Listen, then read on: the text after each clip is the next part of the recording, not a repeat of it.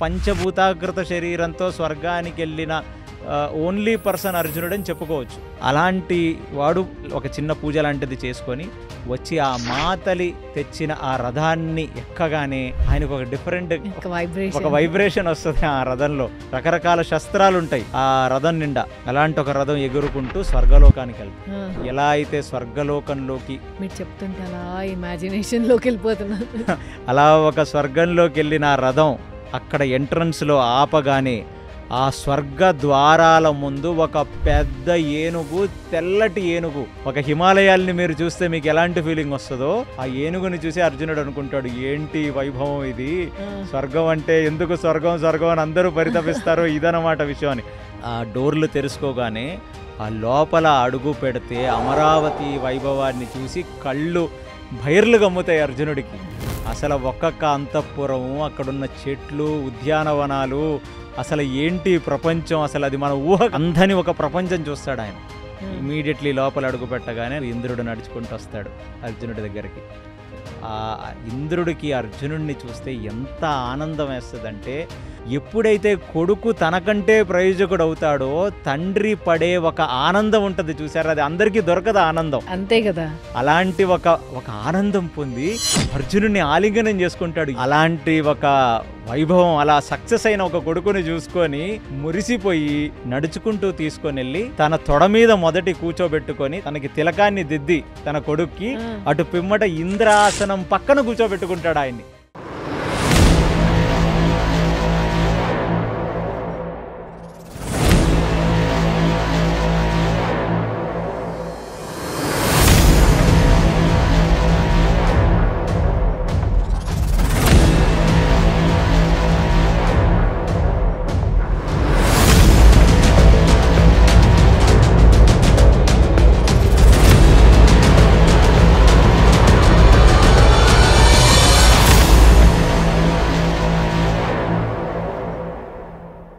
Hare Krishna. Welcome to KC talks Telugu. నేను మీ host Srilakshmi. పోయినసారి అరణ్య పర్వం 2 ఎపిసోడ్లో అర్జునుడు పాశుపతాస్త్రాన్ని ఎలా గెలుచుకున్నాడు, ఆ పరమశివుడే అస్త్రాన్ని ఇచ్చినప్పుడు అక్కడ జరిగిన సన్నివేశం ఎంత బాగా ఎక్స్ప్లెయిన్ చేశారో, ఇంకా అది నాకు ఒక విజువల్గా తిరుగుతూ ఉందన్నమాట. దాని తర్వాత ఆ అస్త్రాన్ని తీసుకొని అర్జునుడు ఏం చేశాడు, అసలు నెక్స్ట్ ఏం జరిగింది, అవన్నీ తెలుసుకోవాలనే ఇంట్రెస్ట్ నాకైతే చాలా ఉంది. నాతో పాటు మీరు వినండి. హలో కేసీ గారు, హరే కృష్ణ. హరే కృష్ణ. సో పోయినసారి మీరు చెప్పినట్టుగా పరమశివుడు ఆ అస్త్రాన్ని అర్జునుడికి ఇచ్చాడు కదా, దాని తర్వాత ఏం జరిగిందండి అసలు? సో ద్రౌపది యొక్క బాధని అర్థం చేసుకున్న అర్జునుడు, అంటే ఒక భార్య పడ్డ క్షుద్బాధని అర్థం చేసుకున్న అర్జునుడు ఇలాంటి అధార్మికులైన దుష్టచతుష్టయాన్ని, అటు పిమ్మట కౌరవులని, అటు అగ్రజుడైన వాళ్ళ పెదనాన్నైన ధృతరాష్ట్రుడిని, వీళ్ళందరినీ, అంటే ఇప్పుడు ఈ కురు సామ్రాజ్యాన్ని ఎదుర్కోవాలి, ప్లస్ ఆ కురువృద్ధులైన భీష్మాచార్యులు, ద్రోణాచార్యులు, కృపాచార్యులు, అశ్వత్థామ, ఇలాంటి వాళ్ళందరూ హేమాహేమిల్ని ఎదుర్కోవాలంటే వాళ్ళకి అస్త్ర సంపద కావాలి. అలాంటి ఒక అస్త్ర సంపద తీసుకొని వస్తేనే తన భార్యకు జరిగిన ఆ అవమానాన్ని అతను ఎదుర్కోగలడని ఎప్పుడైతే యుధిష్ఠిరుడి దగ్గర విన్నాడో, ద్రౌపది దానికి కొంచెం ఇంకా నూరి అతను డైల్యూట్ కాకుండా ఆ ఉద్రుక్త్వం అనేది అలాగే ఉండేటట్టుగా ఆయన్ని నడిపిందో, అన్నిటికంటే అతి పెద్ద అస్త్రాన్ని ఆయన గెలుచుకోగలిగాడు. అసలు పాశుపతాస్త్రం అనేది శివుడు తర్వాత భూప్రపంచంలో ఎటువంటి నరుడికి కానీ ఎటువంటి దేవతకి కానీ ఇచ్చినట్లుగా మనకి ఏ పురాణం, ఏ చరిత్ర చెప్పట్లేదు. ఎందుకంటే శివుడు తను కేవలం ఆ పాశుపతాస్త్రాన్ని ఈ 3 లోకాలను లయం చేసేటప్పుడు ప్రళయ తాండవమునందు రుద్రతాండవం చేస్తూ, శివతాండవం అంటాం కదా మనం, ఆ రుద్రతాండవం చేస్తూ అప్పుడు ప్రయోగిస్తాడు ఈ అస్త్రాన్ని. అప్పుడు సమస్త లోకాలు లయమైపోతాయి.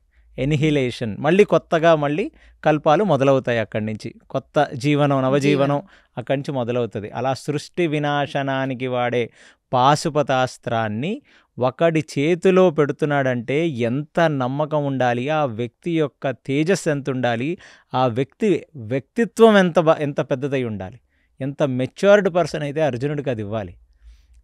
పరమశివుడికి కూడా ఎంత నమ్మకం వస్తే అది ఇచ్చి ఉంటారు. మీరు పరమశివుడి అన్నారు కదా, అస్త్రం ఉపయోగించడమే కాదు, దాన్ని మళ్ళీ వెనక్కి తీసుకోవడం ఎప్పుడో అని కూడా తెలియాలని. యా అలాంటిది ఆ అస్త్రాన్ని నేను గతంలో కూడా మీ అందరికీ చెప్పాను. ఇప్పుడు మనం ఏదో ఒక సైన్స్ అండ్ టెక్నాలజీ పెరిగిన తర్వాత ఈ అస్త్రాలు అనేవి మనం బ్రహ్మోస్ అని, ఈ మిజైల్స్ అని, ఆ మిజైల్స్ అని, ఈ అణుబాంబులు, న్యూక్లియర్ బాంబ్స్ అని మనం అనుకుంటాం. దీనికి 100 రెట్లు ఎక్కువ పవర్ఫుల్ మిజైల్స్ ఉన్న కాలం అది. ఇప్పుడు ఏవైతే అస్త్రాలు అని మనం మాట్లాడుకుంటున్నామో ఈ మహాభారతంలో, ఆ అస్త్రాలు ఒక్కొక్క అస్త్రం ఒక 100 న్యూక్లియర్ బాంబ్స్కి సమానమైనటువంటి అస్త్రాలు అవి. అన్నిటికంటే ఇంకొకటి ఏంటంటే ఈ అస్త్రాలన్నీ కూడా దేవతల ఆధీనంలో, దాని అభిమాన దేవతలు కంట్రోల్ చేసే అస్త్రాలు. అవి అందరినీ నాశనం చెయ్యవు. అంటే ఆ అస్త్రాలు ఎంత పవర్ఫుల్ అస్త్రాలు అంటే, ఇప్పుడు మీరు ఇక్కడ నించొని ఆ అస్త్రాన్ని ప్రయోగించి ఎండాకాలంలో శీతాకాలం సృష్టించగలరు, ఎండాకాలంలో మంచు కురిపించగలరు, శీతాకాలంలో వర్షాకాలాన్ని సృష్టించగలరు, వర్షాకాలంలో సమ్మర్ని సృష్టించగలరు. అంత పవర్ఫుల్ వెపన్స్. అంటే క్లైమేటిక్ కండిషన్స్ని మార్చేసేలాంటి అస్త్రాలు అవి. అలాంటి అస్త్రాల వల్ల ఎంత భూమికి భారం కలుగుద్ది, ఎంతమంది జనాలు చనిపోతారు, ఎన్ని ప్రాణులు దానివల్ల ఎఫెక్ట్ అవుతాయి. కాబట్టి అలాంటి అస్త్రాలన్నీ, మీరు మళ్ళీ చెప్తున్నాను, ఎవరికి పడితే వాళ్ళకి ఇవ్వకూడదు అలాంటి అస్త్రాలు. అందుకనే దాన్ని ప్రయోగం, ఉపసంహారం ఈ రెండూ ఇస్తారు ఆ అస్త్రం ఇచ్చినప్పుడు ఎవరైనా. అంటే ఏంటంటే ఎప్పుడు ప్రయోగించాలనడానికి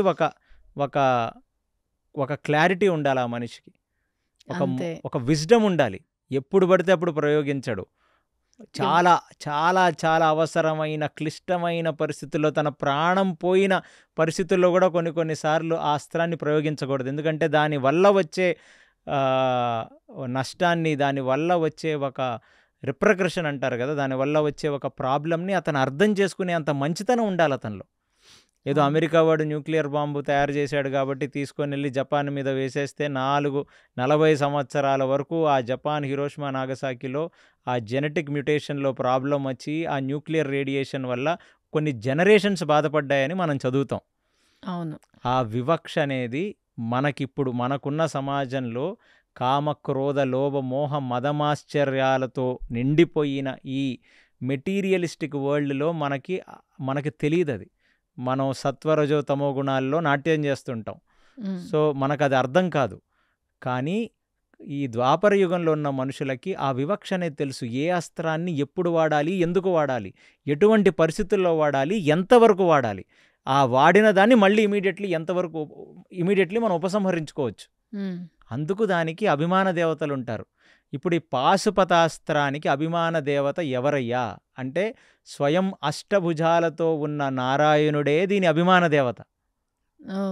ఆ శివుడికి ఆ లయకారకం చేసేటప్పుడు ఆ ఇచ్చిన పాశుపతాస్త్రం అనేది, ఆ అస్త్రాన్ని మధ్వాచార్యుల వారు మహాభారత తాత్పర్య నిర్ణయమునందు శిరోనామకాస్త్రం అని దానికి పేరు. అంటే అది ఆత్మతత్వంతో నిండిన అస్త్రం. అది సాక్షాత్ దాని అభిమాన దేవత అష్టభుజాలతో ఉన్న నారాయణ అంశ. అందుకనే ఇంత పవర్ఫుల్ అస్త్రాన్ని అతనికి బోధ చేసి, అర్జునుడికి బోధ చేసి, దానికి ప్రయోగ ఉపసంహారములు కూడా నేర్పించి, అది నేర్పిస్తున్నప్పుడు అర్జునుడు ఆ అష్టభుజాలతో ఉన్న నారాయణుడిని చూశాడు ఆయన ఫస్ట్ టైం. అంటే మీరు ఎప్పుడైతే అస్త్రం ఇచ్చినప్పుడు, ఏ అస్త్రాన్ని ఇచ్చినప్పుడు కూడా దాని అభిమాన దేవత దర్శనం జరుగుద్ది మనకి. దానికి ఒక ధ్యానమంత్రం ఉంటుంది. ఈ అస్త్రశక్తి అనేదండి అదొక డీప్ మెడిటేషన్ అండి. మీరు ఏదో ఎలా పడితే అలాగ ప్రయోగించేది కాదు. మీరు కంప్లీట్ ఏకాగ్రతతో, చిత్తశుద్ధితో ఆ మంత్రాన్ని పఠించి దాని అభిమాన దేవతని ప్రసన్నపరుచుకొని వాడే అస్త్రం ఇది. మీ ఎనర్జీ వల్ల రాదది, ఆ అభిమాన దేవత ఎనర్జీ వల్ల వస్తుంది అది. సో ఎప్పుడైతే పాశుపతాస్త్రాన్ని అర్జునుడి చేతిలో పెట్టాడో, ఆ ధ్యాన మంత్రాన్ని చెప్పాడో, అప్పుడు అష్టభుజాకారమైన ఆ నారాయణ తత్వాన్ని అర్జునుడు చూసి అతను తన్మయత్వానికి గురవుతాడని చెప్తుంది మనకి. ఇది మధ్వాచార్యుల వారు చాలా వ్యాఖ్యానం చేశారు ఈ అస్త్రం గురించి. సో అలాంటి ఒక అస్త్రాన్ని తీసుకున్న పిమ్మట ఇంకా అర్జునుడు అసలు ఫస్ట్ ఆ శివత్వం అంటే రుద్రుడు యొక్క స్పర్శ వల్ల అర్జునుడు పునీతుడయ్యాడు. అంతే కదా. అంటే ఎలా అయితే మీరు మీ శరీరం వెళ్ళి ఒక చందనపు వృక్షానికి రాసుకుంటుందో, లేకపోతే చేత్తో ఒక క్యాంఫర్‌నో లేకపోతే ఒక సెంటో కొట్టుకున్న వాడిని మీరు రుద్దుకుంటే వాడి వాసనే మీకొస్తది కదా! అవన్నీ చాలా మైక్రో లెవెల్. కానీ ఇది పరమాత్ముడు కదా. అలాంటిది శివుడి యొక్క శరీరంతో మథనం జరిగిన అర్జునుడి శరీరం కూడా ఇప్పుడు పునీతమైంది. ప్యూర్ అయిపోయాడు అతను. ఆంతరికంగా బహిర్గతంగా. ఇప్పుడు ఆయన యందు క్లేశములు లేవు. ఎలా అయితే శివుడి యందు ఎటువంటి శివుడు అనేవాడు మృత్యుంజయుడు. ఆయనకి షడ్వర్గాలు ఆయన్ని బాధించవు. షడ్వర్గాలు ఆయన కంట్రోల్లో ఉంటాయి. కామక్రోధ లోభమోద మదమాశ్చరాలు ఆయన కంట్రోల్లో ఉంటాయి. అలాంటి అతను మనస్సు, అతని శరీరం అంతా ప్యూర్ అయిపోయింది. శ్వేతవర్ణంలో ప్యూర్ పర్సన్గా అర్జునుడు అక్కడ నిలబడి కనబడ్డ అష్టభుజ నారాయణుడికి నమస్కారం చేసినప్పుడు అప్పుడు ఆ ఆకాశ మార్గంలో సమస్త దేవతాగణం పైనుంచి ఈయనని చూస్తుంది. ఎందుకంటే ఇంద్రుడి దగ్గర కూడా ఉండదు పాశుపతాస్త్రం, బ్రహ్మ దగ్గర ఉండదు పాశుపతాస్త్రం. అర్థం చేసుకోండి మీరు ఎంత అంటే అది అసలు భూమి మీద ఇలాంటి ఒక అచీవ్మెంట్ అనేది ఇప్పుడు వరకు నరుడుగా పుట్టిన ఎవడికి జరగలేదు. ఇంత పెద్ద అచీవ్మెంట్ భూమి మీదే కాదు, ఏ లోకంలో పుట్టిన వాడికి కూడా జరగలేదు. ప్రతిస్మృతి విద్య, వ్యాసుడిచ్చిన విద్యని యుధిష్ఠిరుడు ద్వారా నేర్చుకున్న అర్జునుడు ప్రతిస్మృతి వల్ల ఏ దేవతనైనా అతను చూడగలడు. అష్టదిక్పాలకుల్ని చూడగలడు, మరుతుల్ని చూడగలడు, వాయువుని చూడగలడు, అగ్నిదేవుణ్ణి చూడగలడు. అంటే నేను మిమ్మల్ని చూస్తున్నట్టు, మనం ఒక మనిషిని చూస్తున్నట్టు అతను యూనివర్స్లోకి కళ్ళు తెరిచి చూస్తే ఆయనకి మొత్తం బ్రహ్మాండం మొత్తం ఆయనకి కనబడుతుంది. అది ప్రతిస్మృతి అనే విద్య. అంత కాంప్లికేటెడ్ విద్య, అంత సాత్వికమైన సూక్ష్మమైన విద్య. అలాంటి విద్యని వ్యాసుడిచ్చాడు. మీరు ఇక్కడ చూడండి, ఇదే వ్యాసుడు వెళ్ళి ధృతరాష్ట్రుడికి చెప్పాడు, నాయనా నీ కొడుకులు అనవసరంగా మళ్ళీ యుద్ధం చేద్దాం అనుకుంటున్నారు, ఇలాంటిది మానుకోండి అని. వాళ్ళు వినలేదు. వినక వాళ్ళు చెడ్డారు, విని వీళ్ళు బాగుపడ్డారు. అందుకనే ఆరణ్య పర్వం అని ఎందుకన్నామంటే ప్రతి ఋషి వాళ్లకు చెప్పిన మంచిని ఒక మంచి పిల్లవాళ్లలాగా వాళ్ళు శరణాగతి పొంది వాళ్ళ దగ్గర నేర్చుకున్నారు. అలా బ్రహ్మాండంలోకి చూడగానే మొత్తం సమస్త దేవతాగణం అక్కడ కనపడింది. అది మొత్తం చూసిన అర్జునుడు ఒక తన్మయత్వానంద భరితుడయ్యాడు. ఆ సీన్ మీరు విజువలైజ్ చేసుకుంటే మీకు అర్థమవుతుంది. ఆ ఇంద్రకీలాద్రి పర్వతం మీద నించున్న అర్జునుడు, ఆయన ముందు కనబడుతున్న రుద్రుడు పార్వతీ సమేతంగా, ఎప్పుడైతే పాశుపతాస్త్రాన్ని అతనికి బోధించాడో ఆకాశంలో కనబడుతున్న అష్టభుజాకారంలో ఉన్న నారాయణ పరమాత్మ, ఆ పక్కన మొత్తం దిక్పాలకులు, వాయువు, యముడు, ఇంద్రుడు, చంద్రుడు, సమస్త దేవతలు వాళ్ళ రథాల నుంచి చూస్తుంటే ఆ సీన్ ఇమాజిన్ చేసుకోండి ఎలా ఉంటుందో. ఒక పెద్ద గ్రాండియాస్ అనమాట అది. ఈ మహాభారతం అనే ఒక ఎంటైర్ ఎపిక్లో ఇదొక అద్భుతమైన ఘట్టం, రోమాంచమైన ఘట్టం. అప్పుడు ఇమీడియట్లీ ఫస్ట్ ఆ అష్టభుజాకారంలో ఉన్న నారాయణుడు అదృశ్యమై, దాని తర్వాత శివపార్వతులు కటాక్షం ఇచ్చి, నాయన నేను నీకు పాశుపతాస్త్రాన్ని ఇచ్చి ప్రయోగోపసంహారములతో ఇచ్చాను, ఇక నీకు ఎవరు తిరుగులేదు, ఎవరు నీ ముందు నిలవలేరని చెప్పి శివుడు అక్కడ నుంచి అంతర్లీనమైపోతాడు. శివుడికి సాష్టాంగ నమస్కారం చేసిన అర్జునుడు ఇప్పుడు ఫుల్ సాత్వికమైన ఒక శుద్ధ సత్వగుణంలో పునీతుడైన అర్జునుడు అక్కడ నించుండగా అప్పుడు సమస్త దేవతలు ఆయన మీద పుష్పవర్షాన్ని కురిపించి అప్పుడు ఇంద్రుడు అతనితో మాట్లాడతాడు. ఏమనంటే, ఇవాల్టి వరకు ఏ నరుడికి ఇలాంటి ఖ్యాతి దొరకలేదు, కాబట్టి నేను ఇందాక నీకు ఈ తపస్సు ముందు అడిగినట్టుగా దయచేసి నా విన్నపాన్ని మన్నించి స్వర్గలోకానికి రావాల్సిందిగా ప్రార్థన అని ఇంద్రుడు అడుగుతాడనమాట. కాబట్టి ఇప్పుడు ఇంద్రుడు అడిగిన పిమ్మట ఏదైతే మనకి ఆది పర్వం అంతిమ ఘట్టంలో ఒక పెద్ద వృత్తాంతం వస్తుంది, దాని పేరు కాండవ వనప్రస్థం. కాండవ వనాన్ని తినేయటానికి వచ్చిన అగ్నిదేవుడికి తోడ్పడి ఆయనకి సహాయం చేసేటట్టుగా శ్రీకృష్ణ పరమాత్మ అవకాశాన్ని కల్పిస్తాడు అర్జునుడికి. అలాంటి ఆ అగ్నిదేవుడికి కాండవ వనాన్ని దహించటానికి ఆయనకి సేవ చెయ్యటం వల్ల ఎన్నో సమకూరుతాయి. ఆయనకి గాంధీవం అక్కడి నుంచే వస్తుంది. ఆయన రథం అగ్నిదేవుడి దగ్గర నుంచి వస్తుంది, బాణతూనీరం ఆయన దగ్గర నుంచి వస్తుంది. అక్షయ బాణతూరిణం అంటే ఆయన అక్షయంలో బాణాలు ఎప్పుడూ అయిపోవు, ఎన్ని బాణాలు తీసినా వస్తూనే ఉంటాయి. అవన్నీ ఆయనకు వచ్చాయి కదా. అప్పుడు ఆయన చేసిన యుద్ధం ఎవరితో యుద్ధం? ఇంద్రుడితో చేసిన యుద్ధం. ఎందుకంటే ఆ అగ్నిదేవుణ్ణి, కాండవ వనాన్ని దహించకుండా ఇంద్రుడు కాపాడుతుంటాడు. ఎందుకంటే ఇంద్రుడు మిత్రుడైన తక్షకుడు అప్పుడు ఆ వనంలో ఉండటం వల్ల. నేను కాండవ వన ప్రస్థానం అనేది సపరేట్ పాడ్కాస్ట్లో చెప్తాను, అదొక అద్భుతమైన ఘట్టం అది. సో అప్పుడు ఇంద్రుడితో పాటు వేరే దేవతలు కూడా వస్తారు. వాళ్ళందరినీ ఓడించిన వాడై అర్జునుడు అక్కడ నించుంటే దేవతలందరూ ముగ్ధులై చెప్తారు, సమయం వచ్చినప్పుడు మేము మీకు అస్త్రాలిస్తాము అని చెప్తారు. ఆ సమయం ఇప్పుడు వచ్చింది. ఎప్పుడైతే ఇంద్రుడును స్వర్గలోకానికి రావాల్సింది అన్నాడో ఇమీడియట్లీ లెగిసి ఫస్ట్ వరుణుడు అంటే వర్షం దేవుడు వరుణుడు వరుణపాశాలను ఇస్తాడు. వరుణపాశాలు అనేవి అది చాలా కాంప్లికేటెడ్ పాశాలు. అది ఒక్కసారి వరుణపాశాలు అంటే మన పురాణాల్లో వరుణపాశాలు వేసిన వాళ్ళు చాలామంది ఉన్నారు రాజుల మీదకి. ఆ వరుణపాశం అనేది అర్జునుడికి ఇవ్వగానే ఇంకా వరుణపాశంతో మీరు ఎవరినన్నా బంధిస్తే వాడు ఎక్కడికి కదలలేడు, అక్కడ ఉండిపోవాల్సిందే అంతే. అలాంటి వరుణుడి దగ్గర ఉన్న టాప్ మోచ్ అస్త్రం అది వరుణపాశం. అది అర్జునుడికి ఇచ్చేస్తాడు. దాని తర్వాత యమదండం అంటారు, యముడి చేతిలో ఉంటుంది, ఎవడి ఉసిరైనా లాగేయచ్చు. అలాంటిది దానికి సంబంధించిన ఒక అస్త్రం యమదండం. అంటే ఆయన యమదండం ఇవ్వడు, యమదండం అనే ఒక అస్త్రాన్ని ఆయన బోధిస్తాడు అర్జునుడికి. ఇది కూడా మళ్ళీ ప్రయోగోపసంహారములతో వాళ్ళు ఇస్తారు. ఎలా అయితే శివుడు ఇప్పుడు ఇచ్చాడో వాళ్ళందరూ కూడా నించొని అతనికి అస్త్రాలు ఇస్తారు.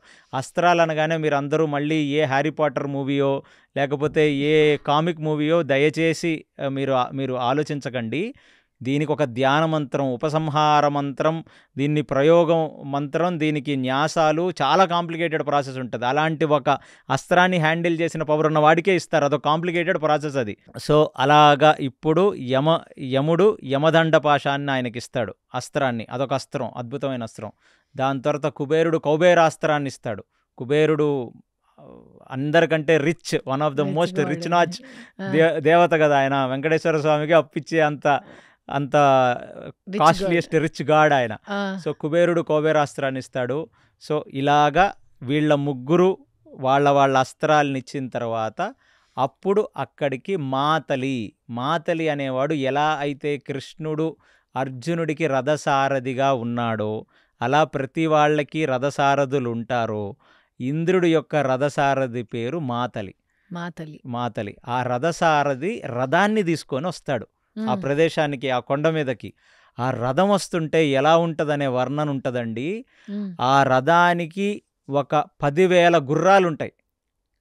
10,000 అశ్వాలు. అవన్నీ మామూలు గుర్రాలు కావు, అవన్నీ ఉత్తమ జాతి గుర్రాలు. ఈ గుర్రాల్ని, ఇలాంటి ఒక గుర్రాల్ని మనకి చిత్రరథుడు వాళ్ళకి ఆదిపర్వంలో ద్రౌపది స్వయంవరానికి వెళ్ళకముందు వాళ్ళతో పోట్లాడినప్పుడు ఈ జాతికి చెందిన కొన్ని గుర్రాలను ఇస్తాడు వీళ్ళకి.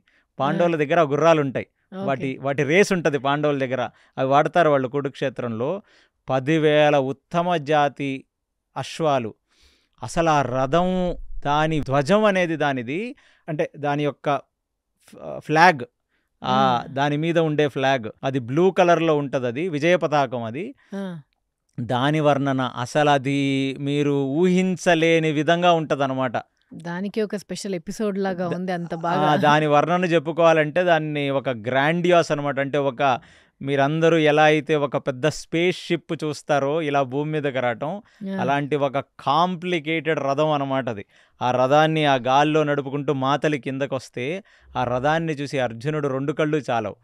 అప్పుడు ఆ రథాన్ని వెక్కమంటే మాతలి అప్పుడు అక్కడ పక్కనే ఉన్న ఒక సరస్సులోకి వెళ్ళి తన పితృదేవతలకి, తన తండ్రి గారికి పిండ ప్రదానాలు చేసి అక్కడ స్నానం చేసి, ఎందుకంటే స్వర్గానికి వెళ్ళాలంటే అసలు బొందితో కైలాసం అన్నట్టు ఒక శరీరంతో పాటు స్వర్గానికి వెళ్ళిన వాడు లేడు. చాలా అరుదుగా ఉన్నారు, ఎవరో ఒకళ్ళు ఇద్దరు, నాకు వాళ్ళు గుర్తు కూడా లేదు యాక్చువల్లీ మీకు పురాణాల్లో చెప్పటం. బట్ అంత ఆషామాషి విషయమే కాదు, అశరీరంగా వెళ్ళాలి అంతే. అంతేగాని మీ పంచభూతాకృతమైన శరీరాన్ని ఈ లోకంలో వదిలేసి దాని తర్వాత మీకు పుణ్యఫలం ఉంటే స్వర్గానికి తగ్గట్టుగా, అంటే ఎలా అయితే 5 ఎలిమెంట్స్ ఈ పంచభూతాకృత అయిన ఎలిమెంట్స్ అంటే గాలి, అగ్ని, నీరు, వాయువు, ఆకాశం, ఈ ఆకాశం. పంచభూతాకృతమైన శరీరం మనది. మ్మ్. ఈ శరీరంతో మనం స్వర్గానికి వెళ్ళలేము. స్వర్గం అనేది వేరే రకమైన భూతాలతో ఏర్పడి ఉంటుంది. సో అలాంటి ఒక శరీరం కావాలి. అయినా సరే పంచభూతాకృత శరీరంతో స్వర్గానికి వెళ్ళిన ఓన్లీ పర్సన్ అర్జునుడు అని చెప్పుకోవచ్చు. మరి అలాంటి వాళ్ళు ఎవరన్నా పురాణాల్లో ఉన్నారో నాకు గుర్తురాట్లేదు, కానీ ఇలాంటి వైపు ఎవరికి దొరకలేదు. మ్మ్. అలాంటి వాడు తన శరీరాన్ని శుభ్రపరుచుకొని, అంటే ఆచమనం చేసి అక్కడ స్నానం చేసి ఒక చిన్న పూజ లాంటిది చేసుకొని వచ్చి ఆ మాతలి తెచ్చిన ఆ రథాన్ని ఎక్కగానే ఆయనకు ఒక డిఫరెంట్ ఒక ఒక ఒక వైబ్రేషన్. ఒక వైబ్రేషన్ వస్తుంది ఆ రథంలో. ఆ రథాన్ని చూసి ఆ రథానికి ఎన్ని గదులు ఉన్నాయో, ఎన్ని ఇన్స్ట్రుమెంట్స్ ఉన్నాయో ఆ రథం చూసి ఆశ్చర్యపోతాడు. రకరకాల వింత వింత ఇన్స్ట్రుమెంట్స్ ఉంటాయి అందులో. ఈ యుద్ధానికి వాడే ఇన్స్ట్రుమెంట్స్, రకరకాల శస్త్రాలు ఉంటాయి ఆ రథం నిండా. అలాంటి ఒక రథం ఎగురుకుంటూ స్వర్గలోకానికి వెళ్తుంది. ఆ, ఎలా అయితే స్వర్గలోకంలోకి మీరు చెప్తుంటే అలా ఇమాజినేషన్ లోకి వెళ్ళిపోతున్నాను. అలా ఒక స్వర్గంలోకి వెళ్ళిన ఆ రథం అక్కడ ఎంట్రన్స్లో ఆపగానే ఆ స్వర్గ ద్వారాల ముందు ఒక పెద్ద ఏనుగు, తెల్లటి ఏనుగు. ఆ ఐరావతం. ఏనుగుని చూడగానే అర్జునుడికి అసలు అదొక పర్వతంలాగా, ఒక హిమపర్వతం. అంటే ఒక హిమాలయాల్ని మీరు చూస్తే మీకు ఎలాంటి ఫీలింగ్ వస్తుందో అలా ఒక ఒక ఒక పెద్ద ఏనుగు తొండం ఊపుకుంటూ బ్యూటిఫుల్గా తెల్లగా. ఆ ఏనుగుని చూసి అర్జునుడు అనుకుంటాడు, ఏంటి వైభవం ఇది, ఆ, స్వర్గం అంటే ఎందుకు స్వర్గం స్వర్గం అని అందరూ పరితపిస్తారో ఇదన్నమాట విషయం అని. ఆ డోర్లు తెరుచుకోగానే ఆ లోపల అడుగు పెడితే అమరావతి వైభవాన్ని చూసి కళ్ళు బైర్లు గమ్ముతాయి అర్జునుడికి. అసలు ఒక్కొక్క అంతఃపురము, అక్కడున్న చెట్లు, ఉద్యానవనాలు, అసలు ఏంటి ప్రపంచం, అసలు అది మన ఊహ అందని ఒక ప్రపంచం చూస్తాడు ఆయన. ఇమీడియట్లీ లోపల అడుగు పెట్టగానే ఇంద్రుడు నడుచుకుంటూ వస్తాడు అర్జునుడి దగ్గరికి. ఆ ఇంద్రుడికి అర్జునుడిని చూస్తే ఎంత ఆనందం వేస్తుందంటే, ఒక కొడుకు అంటే కొన్ని సుఖాలు ఉంటాయి జీవితంలో ఒక్కొక్క మనిషికి. అంటే అందమైన భార్య ఒక రకమైన సుఖం, ఐశ్వర్యం ఒక రకమైన సుఖం, భోగం ఒక రకమైన సుఖం. అలాంటి కొన్ని సుఖాలలో ఎప్పుడైతే కొడుకు తనకంటే ప్రయోజకుడు అవుతాడో తండ్రి పడే ఒక ఆనందం ఉంటుంది చూసారా, అది అందరికీ దొరకదు ఆనందం. అది ఒక పెద్ద సుఖం. అది అన్ని భోగాల కన్నా ఒక పెద్ద భోగం. తనకంటే తన కొడుకు ప్రయోజకుడైతే పుత్రగాత్ర పరిశ్రంగ సుఖం అంటారు దాన్ని. అంటే అసలు అతని యొక్క వైభవం చూసి మురిసిపోతాడు తండ్రి, ఏం చేయాలో అర్థం కాక. అంతే కదా. అలాంటి ఒక ఆనందం పొంది అర్జునుడిని ఆలింగనం చేసుకుంటాడు. ఎందుకు ఈ గ్రాండియస్ అంతా, ఏంట్రా అర్జునుడిని లేపి చెప్తున్నావు అంటే, అందుకనే మీరు అర్థం చేసుకోవాలి, అతను ఏమి నార్మల్ సిద్ధి పొందలేదండి. సాక్షాత్తు శివుడు వాడే, శివుడెవరు, లయకారకుడు అంటాం కదా, ఆ లయానికి వాడు అస్త్రాన్ని ఇచ్చేశాడు శివుడు. అంటే చూడండి ఎంత పెద్ద మనిషి అయిపోయాడు అర్జునుడు ఇప్పుడు. అసలు అలాంటి ఒక వైభవం, అలా సక్సెస్ అయిన ఒక కొడుకుని చూసుకొని మురిసిపోయి ఆ ఇంద్రుడు తీసుకెళ్ళి ఒక్కొక్కటి చూపిస్తాడు. అక్కడున్న దేవతలని, అక్కడున్న ఋషులని, అక్కడున్న ఈ అప్సరసలని అందరినీ చూపించి నడుచుకుంటూ తీసుకొని వెళ్ళి తన తొడ మీద మొదటి కూర్చోబెట్టుకొని తనకి తిలకాన్ని దిద్ది తన కొడుక్కి అటు పిమ్మట ఇంద్రాసనం పక్కన కూర్చోబెట్టుకుంటాడు ఆయన్ని. అంటే ఒకటే ఆసనం మీద ఇంద్రుడు అర్జునుడు కలిసి కూర్చుంటారు. అంటే చాలామంది దీన్ని వికారంగా ఏమనుకుంటారంటే, ఏదో కొడుకు తండ్రి కదా, తండ్రి వైభవాన్ని ఇస్తున్నాడని.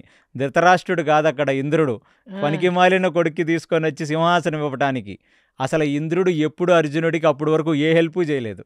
అలాంటిది కొడుకు అంత ప్రయోజకుడయ్యాడు, అంత గొప్ప అస్త్రాన్ని గెలుచుకున్నాడు, అంత శివుణ్ణి మెప్పించాడు. శివుడంటే ఏంటి, దేవదేవుడు, దేవతలకే దేవుడు ఆయన. అలాంటి అతని చేత ఇప్పించాడని ఆ పుత్రవాత్సల్యం పెరిగిపోయి ఆయన ఇంద్ర ఆసనం మీద, అసలు ఆసనం మీద కూడా ఎవరు పడితే వాళ్ళు కూర్చోరండి. అవును. అంటే అతను హెడ్ ఆఫ్ ఆల్ ద దేవతలందరికీ హెడ్ ఇంద్రుడు. అవును. తన ఆసనం మీద కూర్చోబెడతాడు. కూర్చోబెట్టి తర్వాత అక్కడ అందరూ కలిసి అప్సరసల చేత నాట్యం అవన్నీ జరుగుతాయి. ఆ నాట్యం అవన్నీ జరుగుతున్నప్పుడు అప్పుడు ఫస్ట్ టైం కదా అర్జునుడు, అవన్నీ చూసి ఆశ్చర్యపోయి నివ్వరపోతాడు. ఏంటి వీళ్ళ సౌందర్యం ఏమిటి, ఈ భోగం ఏమిటి, అసలు స్వర్గం అంటే ఏంటో అని అనుకున్నాను నేను. ఇంత భోగం ఉంటుందా ఈ స్వర్గంలో? అంటే స్వర్గంలో కేవలం సుఖానుభూతి మాత్రమే. భూప్రపంచంలో మీరిప్పుడు సుఖపడుతున్నారు అంటే మరుక్షణం మీరు తృప్తి చెందిన తర్వాత అది ఎగటు పుట్టేస్తుంది. అంటే మీరు ఏదన్నా మీకు నచ్చింది మీరు తినాలి. అవును. ఎంత తినగలరు? ఒక క్వాంటిటీయే తినగలరు. అవును. దాని తర్వాత ఆ సుఖం అక్కడితో అయిపోతుంది. అవును. దాని తర్వాత ఎక్కడికన్నా వెళ్ళాలి, కాసేపు చూడగలరు. దాని తర్వాత అంటే ఇక్కడ సుఖానికి ఒక లిమిట్ ఉంటుంది. ఒక పని చేస్తే ఆ పని నందు సుఖాన్ని కొంచెం సేపు 5, 10, 11, 20 నిమిషాలు మాత్రమే అనుభవించగలరు. అవును. స్వర్గంలో సుఖానుభూతికి ఒక లిమిట్ ఉండదు. అందుకే స్వర్గం అన్నారు. అందుకనే దాన్ని స్వర్గం. అందరూ స్వర్గానికి పోవాలని ఎందుకు అలాగే. అనుకుంటారంటే దుఃఖం అనే అనుభవమే ఉండదు వాళ్ళకి. ఉమ్. అంటే మీరు ఇక్కడ నడుచుకుంటూ వెళ్ళినప్పుడు కాలు కొంచెం మెలికపడి ఆ, చిన్నగా ఏదైనా గుచ్చుకుంటే ఒక దుఃఖ భావన వస్తుందా? ఒక అవును. అవును. అసలు అది రాదు అక్కడ. ఉమ్. ఓన్లీ సుఖం. సుఖం తప్ప ఏమీ లేని ప్రదేశం. అంత కొత్తగా ఉంటుంది. మీరు కొత్తగా ఏదైనా ఒక కొత్త కంట్రీకి ఎప్పుడన్నా మొట్టమొదటిసారి మీరు వెళ్ళినప్పుడు చూసి ఆ స్విట్జర్లాండ్లో ఆల్ప్స్ చూసి, అవి ఆ చూసి. స్విట్జర్లాండ్లో ఉన్న ఆ కోనేరులు చూసి, అవన్నీ చూసి ఎలా అయితే ఒక ఎగ్జైట్మెంట్గా లోనవుతారో అలాగా అర్జునుడికి ఒక కొత్త యూనివర్స్లోకి వచ్చినట్టు అసలు ఒక రకంగా ఇంకా ఎగ్జైట్మెంట్ లో అలాగే ఉండిపోతాడు. అలా షాక్లో ఉండిపోతాడు. అప్పుడు ఊర్వశి వచ్చి నాట్యం చేస్తుంది. ఆ, అలా ఊర్వశిని కన్నార్పకుండా చూస్తూ ఉండిపోతాడు ఆయన. ఏంటి ఇలాగున్నారు వీళ్ళంతా, ఏంట్రా బాబు ఈ మనుషులు. ఇదంతా అయిపోయిన నాటికి అప్పుడు చంద్రోదయం అవుతుంది. ఆ, అంటే అక్కడ కూడా సూర్యాస్తమే సరే. చంద్రోదయాలు ఉంటాయని ఇక్కడ మనం తెలుసుకోవాలి. చంద్రోదయం అయిపోగానే హంసతూలికా పాన్పు ఒక పెద్ద ఒక వండర్ఫుల్ బెడ్ అనమాట. ఆ బెడ్ని ఇంద్రుడు అరేంజ్ చేసి కొడుకుని తీసుకొని వెళ్ళి అక్కడ ఆ బెడ్ మీద పడుకో అంటాడు. హ్యాపీగా ఇవన్నీ చూసి ఒక మైమరిచిపోయిన ఒక ఫీలింగ్తో పోయి ఆ బెడ్ మీద పడిపోగానే ఆ బెడ్ మీద ఎక్కగానే ఇలా నిద్రలోకి జారుకుంటున్నట్టుగా ఉంటుంది ఆ బెడ్. అలా పడుకున్న పిమ్మట కొన్ని క్షణాల్లోనే ఒక అందమైన ఆడావిడ సగం బట్టలేసుకొని ఆయన పక్కకు వచ్చి కూర్చుంటుంది. ఆ, ఆవిడే ఊర్వశి. అంటే ఎప్పుడైతే ఆ ఇంద్రుడు తన కొడుకుని తీసుకొని వచ్చి ఇక్కడ ఇంత మర్యాద చేసి ఇంద్రాసనం మీద కూర్చోబెట్టి తన ఎంత గొప్పవాడో తన కొడుకు అందరికీ చెప్పాడో అక్కడ ఊర్వశి చూసి ఫ్లాట్ అయిపోతుంది. అతని యొక్క వైభవానికి, వైభవం, బ్రేవరీ అన్ని. అన్నిటికీ ఫుల్ ఫిదా అయిపోయింది ఇప్పుడు ఊర్వశి. ఆ, వచ్చి అక్కడ కూర్చోగానే లెగిసి ఇమీడియట్లీ అర్జునుడు లెగుస్తాడు. ప్లస్ అర్జునుడు కూడా తను నాట్యం చేస్తుంటే వింతగా ఆమెకే చూశాడు కదా, ఆ, కోరుకున్నాడేమో అనుకొని వస్తుంది ఆ, ఊర్వశి. చూడగానే అర్జునుడు లెగుస్తాడు. లెగ్గానే ఏదో 4 మాటలు మాట్లాడి నేను నీ యందు సుఖాన్ని పొందటానికి వచ్చానని చెప్తుంది. ఉమ్, ఇమీడియట్లీ అర్జునుడు లెగిసి ఆమెకి దండం పెట్టి, మీరు మా మాతృతుల్యులమ్మా మీరు, ఎందుకంటే మాది చంద్రవంశం. ఈ చంద్రవంశంలో మా ఆది మనిషి పురూర్వుడు. పురూర్వుడికి భార్య ఊర్వశి. అది ఒక పెద్ద కథ. దాని మీద మనం మాట్లాడుకుంటే అదొక పెద్ద స్టోరీ అవుతుంది. పురూర్వుడు యొక్క భార్య, అక్కడి నుంచి వీళ్ళ వంశవృక్షం వస్తుంది చంద్రవంశం. కాబట్టి ఓకే. మీరు మా ఆది మాత. మీరు నాకు ఒక సచీదేవిలాగా, ఒక కుంతిలాగా సమానురాలు. మీరు ఎంత దయచేసి ఔన్నత్యం. అది మీ ఔన్నత్యం. మిమ్మల్ని చూడగానే నాకు లెగిసి ఒక మాతృత్వ భావనతో లెగిసి మీకు దండం పెట్టాను నేను. దయచేసి మీరు ఇలాంటి కోరిక నన్ను కోరద్దండి అంటాడు. నువ్వేం మాట్లాడుతున్నావు నువ్వు? అసలు ఎవరు నువ్వు? ఏం మాట్లాడుతున్నావు? అసలు స్వర్గంలో ఇలాంటి నియమాలే ఉండవు నాయనా. ఆ, అలాంటిది నేను నీకంటే యంగ్, నువ్వే నాకంటే ఓల్డ్ పర్సన్వి, నువ్వు నన్నమ్మ అంటావేంటి? ఆ, అంటే మీ వయసులు వేరు, మా వయసులు వేరు, ఆ లోక నియమాలు వేరు, ఈ లోక నియమాలు వేరు. అలాంటిది ఒక ఆడది వచ్చి నీ యందు సుఖం పొందాలని కోరుకున్నప్పుడు నాయన నువ్వు లెగిసి రావాలి. అంతేగాని నువ్వు నన్ను అమ్మ అని సంబోధిస్తుంటే నాకు చాలా వికారంగా ఉంది. ఇక్కడ సీన్ రొమాంటిక్ సీను, నువ్వు ఎక్స్ప్రెస్ చేసే సీను మాతృత్వం సీన్ సింక్ అవ్వలేదు. కాబట్టి నువ్వు ఇలాంటి మాటలు మాట్లాడకూడదు నాయన అంటది. ఆ, అర్జునుడు చెప్తాడు, లేదమ్మా, మిమ్మల్ని చూస్తే నాకు మాతృత్వం గుర్తొస్తుంది తప్ప నాకు ఇంకొక రకమైన ఫీలింగ్ రావట్లేదు. నన్ను క్షమించాలి అంటే తను అప్పటికీ చెప్తుంది అతన్ని టెంప్ట్ చేయడానికి. పురూర్వుడు భార్య కదా ఈమె. మీ చంద్రవంశంలో వచ్చిన వాళ్ళు చాలామంది వచ్చారు ఇక్కడికి. వాళ్ళందరూ కూడా నాతో సంగమం చేశారు నాయన. ఆ సుఖానుభూతి పొందటంలో తప్పు లేదు. నీ వావి వరసలు ఇక్కడ ఉండవు. ఇక్కడ నియమం అది కాదు. నేను అసలు భూలోకంలో పంచభూతాకృతమైన శరీరంతో ఉండే మనిషిని కాదు. ఆ, కాబట్టి ఈ శరీరాలు వేరు, ఆ శరీరాలు వేరు, ఈ నియమాలు వేరు, ఆ నియమాలు వేరు. కాబట్టి నువ్వు మరీ ఎక్కువ ఆలోచిస్తున్నావు, అంత ఆలోచించద్దని. అయినా తల్లి, నేను నా ఒక ఒక ఒక ఒక టాస్క్ తీసుకొని వచ్చాను, నేను ఒక పనికి వచ్చాను. నా తమ్ముళ్ళు ఆ అరణ్యవాసంలో బాధపడుతున్నారు. నా భార్య వాళ్ళు చేసిన అవమానాన్ని తట్టుకోలేక, రోజు తను పడే బాధని చూడలేక, ఈ కురు సామ్రాజ్యంలో ఉన్న కురువృద్ధులని, ఈ కురు అధార్మికులని నేను మట్టు పెట్టడానికి, యుద్ధం చేయడానికి నేను ఒక తపోశక్తి అంటే తపోదీక్షతో వచ్చిన వాడిని. నేను బ్రహ్మచర్య వ్రతంలో ఉన్నాను, నేను ఇలాంటి పని చెయ్యలేనమ్మా అని ఆమె కాళ్ళ మీద పడతాడు. అది చూసిన ఊర్వశి, ఇదేం వికారం, వీడికి అసలు టెంప్టేషనే లేదు, కాబట్టి నువ్వు అసలు ప్రవర్తించే తీరే నాకు నచ్చలేదు, మళ్ళీ ఆలోచించమంటది. కానీ చూడండి, భార్య పట్ల ఉన్న గౌరవం, అతను వచ్చిన టాస్క్ ఏంటి? తన భార్యకు జరిగిన అవమానాన్ని, తన అన్నలకు జరిగిన అవమానాన్ని, అధర్మాన్ని ఎదిరించడానికి ఒక తపోదీక్షతో వచ్చినవాడు ఇలాంటి చీప్ టెంప్టేషన్స్కి లోనయ్యే వ్యక్తి కాదు. అది అందుకు చెప్పాను నేను, అర్జునుడు అనేవాడు ఒక ఆల్ఫా మేల్. వాడు తలుచుకుంటే చేస్తాడు తప్ప, ఎన్ని టెంప్టేషన్స్ వచ్చినా అసలు ఊర్వశి లాంటి అప్సరస ఒక నార్మల్ మగవాడికి కనబడితే వాడి హార్ట్ రేట్ పెరిగిపోయి వాడు అక్కడే కొలాప్స్ అయిపోతాడు. అది వాళ్ళ అందం. అలాంటిది అతను టెంప్ట్ కాలేదంటేనే అతని ఔన్నత్యం మీరు అర్థం చేసుకోవాలి. అది ఒక ఆల్ఫా మేల్ ప్రథమ లక్షణం. అంటే ఎవరికి పడితే ఆల్ఫా మేల్ డెఫినేషన్స్, నా ఆల్ఫా మేల్ కాదు, నిజంగా ఒక ఆల్ఫా మేల్ డెఫినేషన్ అది. ఏ ఆడదానికి పడితే ఆడదానికి టెంప్ట్ గాడు ఆల్ఫా మేల్ అనేవాడు. వాడికి ఒక ధర్మము, ఒక నియత, ఒక నిబంధత ఉంటది. సో కాబట్టి అసలు తగ్గని అర్జునుడిని చూసి కోపంగా తను ఒక శాపం విడిచిపెడుతుంది. ఒక ఆడది సుఖం కోసం నీ దగ్గరకు వచ్చినప్పుడు తీర్చగలిగిన కెపాసిటీ ఉండి కూడా నువ్వు తీర్చలేకపోయావు, కాబట్టి ఆ మగతనం పోయి నపుంసకుడివై బ్రతుకుగాక అని శపించి అక్కడి నుంచి వెళ్ళిపోతుంది. ఇక్కడ మీరు 2 విషయాలు అర్థం చేసుకోవాలి. మరి నువ్వు ఆల్ఫా థియరీ, దాని తర్వాత నువ్వు అంత నిగ్రహత, అంత పట్టుదల, అంత బ్రహ్మచర్యం పాటించేవాడికి శాపం ఇస్తే ఎలాగా అని. అసలు ఊర్వశి ఎవరు? ఊర్వశి మీరు అనుకుంటున్నట్టు ఏదో చిన్న పనికి మాలిన అప్సరసలాగా మీరు చూస్తారే, వాళ్ళు అలాంటి అప్సరస కాదు. ఒకానొక మీకు నరనారాయణుల వృత్తాంతం నేను మళ్ళీ చెప్తాను. నరనారాయణ ఋషి, ఆది ఋషులైన నరుడు, నారాయణుడు ఇద్దరు కలిసి హిమాలయాల్లో తపస్సు చేసుకుంటున్న రోజుల్లో బ్రహ్మదేవుణ్ణి, ఇంద్రుడు అనేవాడు ఎవరన్నా తపస్సు చేసుకుంటే వాళ్ళకి ఇంద్రుడు అతను మీరందరూ అనుకుంటున్నట్టు ఏదో జలసీతో పడేయటానికి ఆడవాళ్ళని పంపించాడు, అప్సరసల్ని పంపించాడు. మీరు ఆ టెస్ట్ క్లియర్ చేయాలి.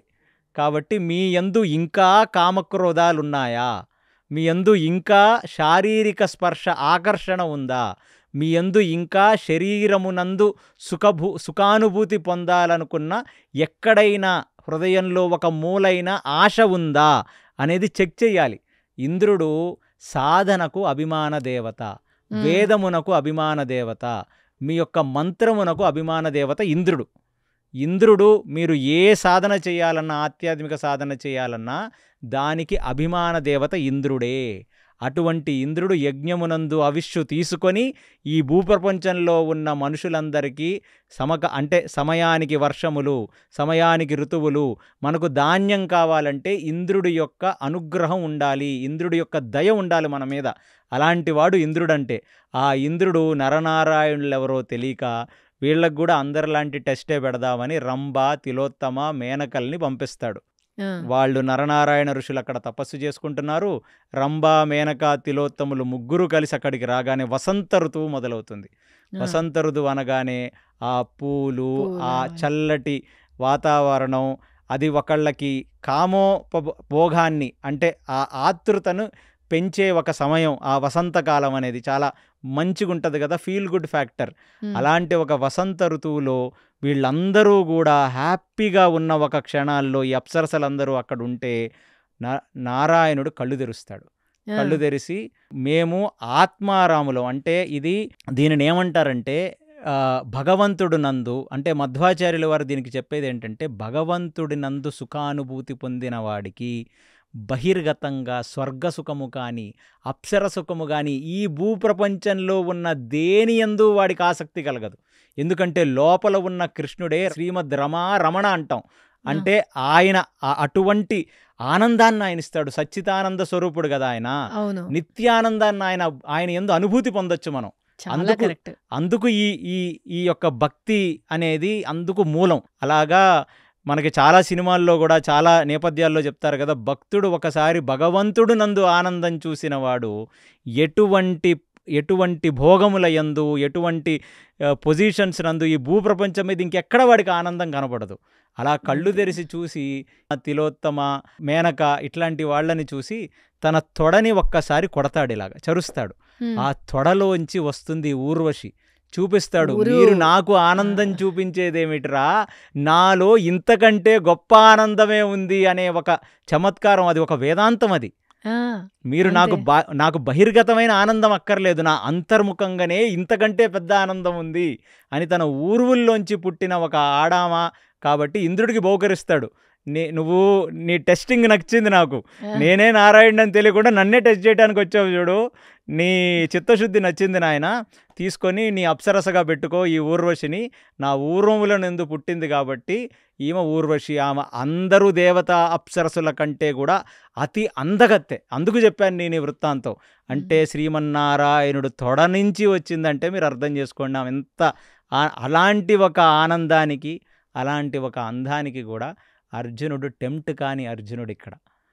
సో అలాంటిది ఆమె శపించగానే పడుకొని పొద్దున్నే లెగగానే ఇంద్రుడు వస్తాడు. రాత్రి జరిగింది నాకు నచ్చింది నాయన, నీ తపో దీక్ష, నీ యొక్క వైభవం నచ్చింది, నువ్వు అసలైన మగాడివి, నువ్వు ఎటువంటి టెంప్టేషన్స్ లేకుండా నిత్యం హరి యొక్క సాధన ఏంటి అంటే కృష్ణుడు చేసే భూభార హరణాన్ని తగ్గించాలి అనే ఒక కార్య సిద్ధిగా బ్రతుకుతున్న నీ యొక్క మనస్తత్వం నచ్చింది నాకు. కాబట్టి ఈ శాపం కేవలం 1 సంవత్సరం ఉంటుంది భూమి మీద, అది కూడా నీకొక మంచిగా, నీకొక అవసరం అయ్యేదానిగా మారిపోతుంది. ఎప్పుడైతే విరాట పర్వంలో మీరు అజ్ఞాతవాసం చేస్తారో అందరూ తేజస్సు దాగుతుంది.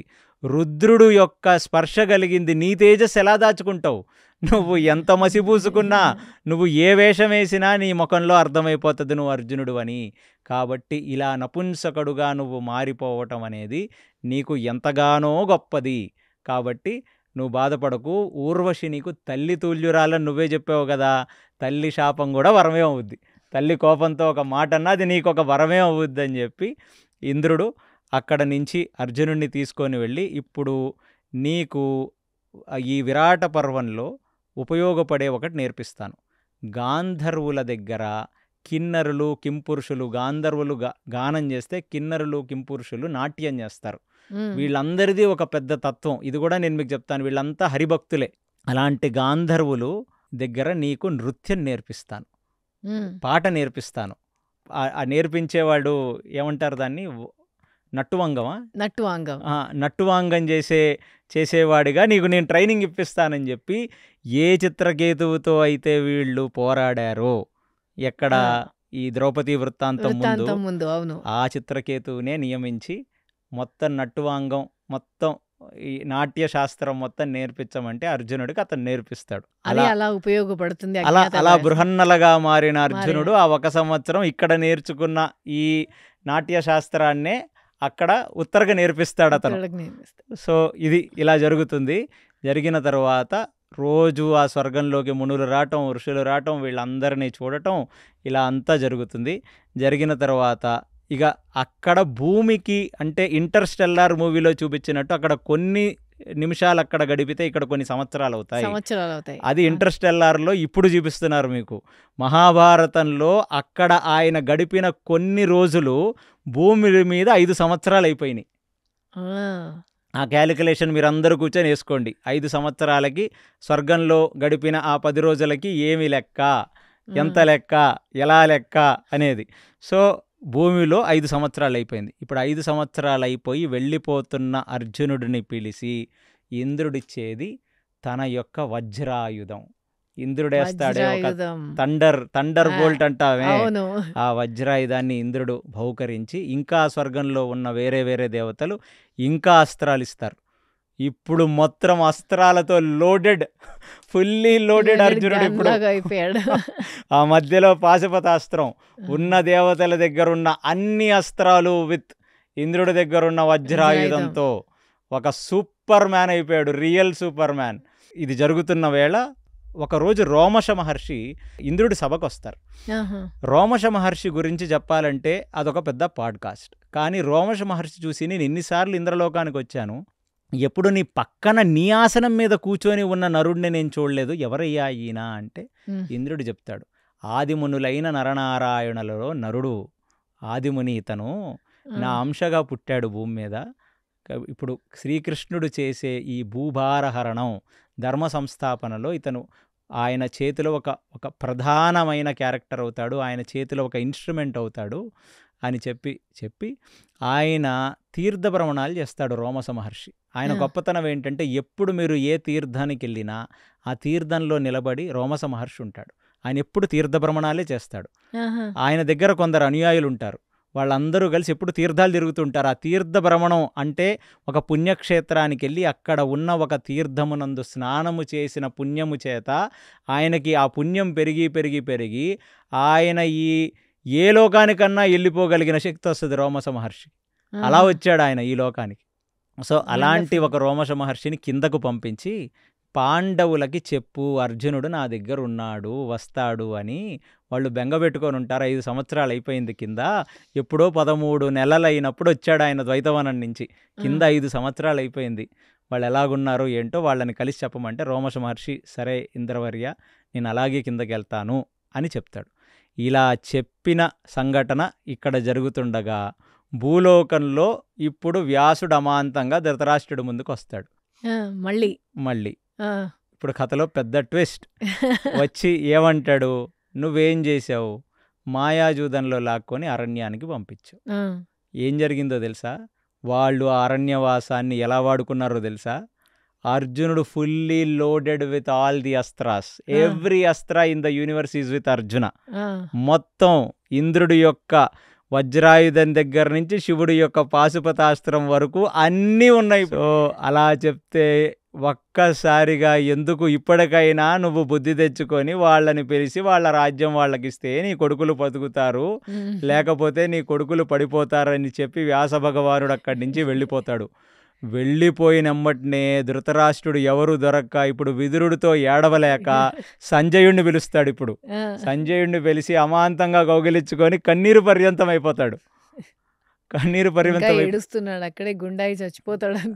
కన్నీరు పర్యంతం అయిపోయి ధృతరాష్ట్రుడు, ఏమిటి దరిద్రం సంజయ, ఈ పాండవులు మనం బయటికి పంపిస్తే వాళ్ళు సూపర్ హ్యూమన్స్ కింద వచ్చారు, వ్యాసుడే వచ్చి స్వయంగా చెప్పాడు భూమి మీద ఉన్న అన్ని అస్త్రాలు ఇప్పుడు అర్జునుడి దగ్గర ఉన్నాయి, ఇప్పుడు నా కొడుకుల పరిస్థితి ఏంటి, ఇప్పుడు కూడా ధర్మంగా వాళ్ళని పిలిచివ్వాలని లేదు, నా కొడుకుల పరిస్థితి ఏమిటి, నా పరిస్థితి ఏమిటి అని ఏడుస్తాడు. ఏడిస్తే అప్పుడు సంజయుడు పెద్ద మాట చెప్తాడు, అసలు యాక్చువల్లీ నీకు ఇప్పుడు చెప్తున్నాను, నేను ఇన్ని రోజులు చెప్పలేదు, నువ్వు పిలవలేదు కాబట్టి. శ్రీకృష్ణ పరమాత్మ వాళ్ళ దగ్గరకు వచ్చాడు ఒక 5 సంవత్సరాల కిందట, 13వ నెల ముందు వచ్చాడు శ్రీకృష్ణ పరమాత్మ. వచ్చి ఏం చెప్పాడో తెలుసా, ఇంత అన్యాయం చేస్తారా వీళ్ళు, కాబట్టి నేను సాత్యకిని పట్టుకొని మీ తరఫునున్న రాజులందరినీ పట్టుకొని ఇప్పుడే నేను హస్తినకెళ్ళి యుద్ధం చేసి ధృతరాష్ట్రుడి యొక్క కొడుకుల్ని చంపి మీ రాజ్యం తెచ్చి మీకు ఇస్తానని చెప్తాడు. కృష్ణుడు చెప్తాడంట ఈ మాట, ఇప్పుడు సంజయుడు చెప్తున్నాడు, అరణ్యపర్వంలో వస్తుంది. కానీ పాండవులు ధర్మాత్ములు కాబట్టి, కృష్ణ మేము మాటిచ్చి వచ్చాం, దయచేసి నువ్వు ఆ పని చేస్తే మా ఎబిలిటీ ఎట్లా ప్రూవ్ చేసుకో, అసలు నువ్వు అది చేస్తే మేము చేతగాని వాళ్ళం అంటాం, కాబట్టి దయచేసి కృష్ణ మీరు ఆ పని చెయ్యొద్దు అని వాళ్ళు చెప్పారు కృష్ణుడికి. లేకపోతే ఇప్పుడు వరకు వాళ్ళు తలుచుకొని ఉంటే ఎప్పుడో కృష్ణుడు వచ్చి యుద్ధం చేసి నీ దగ్గర సమస్తం లాగేసేవాడు. కాబట్టి ధృతరాష్ట్ర, వ్యాసుడు చెప్పినందుకు కాదు, నువ్వు దీనికి భయపడాలి, వాళ్ళ వెనకాల ఎవరెవరు ఉన్నారో తెలుసుకొని భయపడాలి. అది కాకుండా మధ్యలో భీముడు ఏమన్నాడో తెలుసా, అన్నయ్య నువ్వు వనవాసం అజ్ఞాతవాసం అని అంటావు, 13 నెలలు అయింది, 12 నెలలకి 12 సంవత్సరాలు, 1 నెల అజ్ఞాతవాసానికి ఇక్కడే ముగించుకొని నేను కొందరు సైన్యాన్ని తీసుకొని నేను అమాంతంగా వెళ్ళి ధృతరాష్ట్రుడిని కొడుకుల్ని చంపేస్తాను, చంపేసి రాజ్యాన్ని గెలుచుకొనొచ్చి నీ కాళ్ళ దగ్గర పెడతాను. నువ్వు పోనీ నేను రాను, నేను 13 సంవత్సరాలే చేస్తానంటావా, పో నువ్వు చేసేయి, నువ్వు చేసేయి, నేను ద్రౌపది ఈ 3 పాండవులు కలిసి మేము రాజ్యాన్ని పాలించి నువ్వు 13 సంవత్సరాలు వచ్చిన తర్వాత నీకు మళ్ళీ నీకే ఇస్తాం, పట్టాభిషేకం నీకే చేస్తాం అని భీముడు కోపంతో ఊగిపోతున్నాడు. నీకు ఆ సంగతి తెలుసా అంటే సంజయుడు మాటిని ఇంకా కింద పడి ఏడుస్తాడు ఇప్పుడు ధృతరాష్ట్రుడు. ఏంటంటే కృష్ణుడు అటాక్ చేయాలనుకున్నాడు, ఈ భీముడు చూస్తేనేమో ఎప్పుడైతే ఇంకా ఇమీడియట్లీ ఒక ఎస్ అని చెప్తే చాలు వచ్చేసేలా ఉన్నాడు. అక్కడ అర్జునుడు చూస్తేనేమో బోల్డ్ అంత అస్త్రశస్త్రాలు మొత్తం శస్త్ర సంపద అంతా నేర్చుకున్నవాడు. ఇప్పుడు నా పరిస్థితి ఏమిటి, నా కొడుకుల పరిస్థితి ఏమిటి అని అక్కడ బిక్కుబిక్కుమంటూ బిక్కుబిక్కుమంటూ ధృతరాష్ట్రుడు ఏడుస్తుండగా ఇవాళ అరణ్య పర్వంలో ఈ 3వ భాగాన్ని ఇక్కడ మనం ముగిద్దాం. హరే హరే కృష్ణ. కృష్ణ.